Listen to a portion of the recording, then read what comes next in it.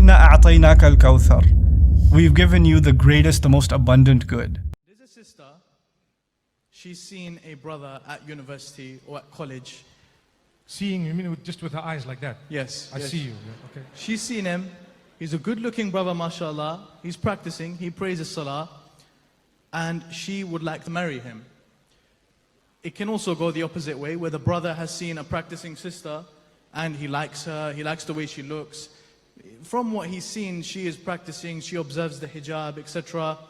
He would like to marry her. In this society, Sheikh, what is the best way for people to actually go about approaching each other? I just thought of something. Yeah. You know, in the Arabic alphabet, there is a sin. Yes. A sin. So she's seen him. Yes. Okay. So immediately after the sin, what is there in the Arabic alphabet? Sheen. What's the difference between a sheen and a sin? 3 dots. Yes. Right. So she needs to tick all those 3, inshallah. And then she'll have a sheen. And the sheen is obviously a relationship where seeing, and then you add the H for honey, you become your honey, inshallah, right?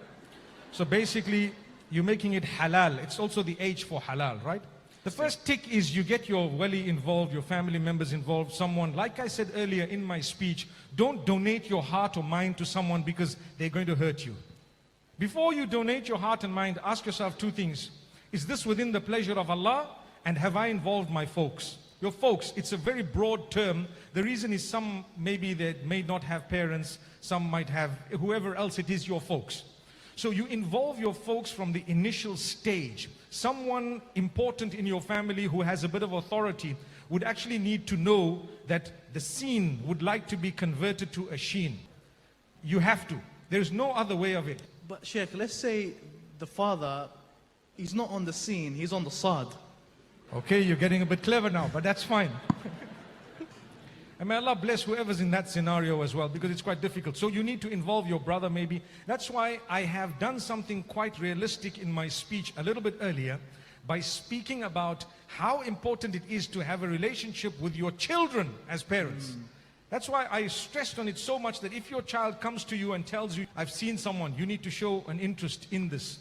And I'm not just saying it out of imposing. I've done it in my own life, where you have someone coming to say, look, I'd like you to find out more about this person. So, okay, we'll find out more about this person. And then, subhanAllah, things developed, they got further and so on, until it had whatever Allah subhanahu wa ta'ala told us to do, we had to do. The reason is, we as parents, and I'm speaking as a parent, we tend to forget that the children are just an amana.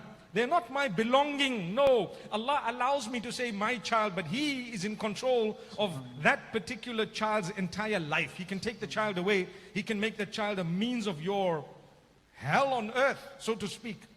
But we ask Allah subhanahu wa ta'ala to make it easy for us to communicate with our children. When they say something, listen carefully, interact, engage. And like I said earlier, don't begin to engage with your children when there is a problem alone.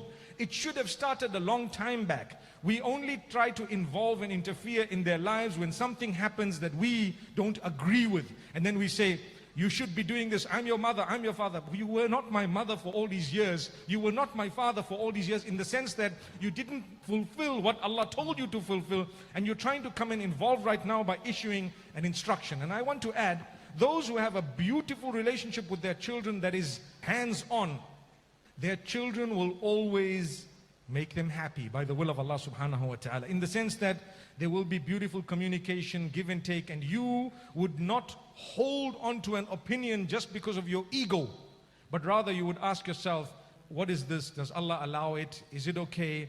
Am I just being a racist? Am I being someone who's just denying the reality and so on? So you have to involve a person of your family. Unfortunately, and having been trying to help people for so many years, I've seen that where you do not involve your family, you're actually heading towards disaster. Some form of a problem, a challenge. Not everyone is strong to go through things on their own.